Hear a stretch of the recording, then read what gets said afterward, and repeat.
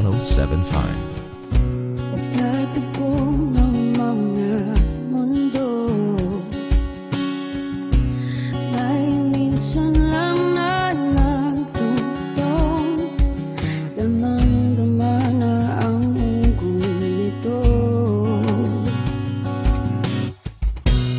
Di ba ba sapat ang sakit at lahat na hindi ko ipararanas sa'yo?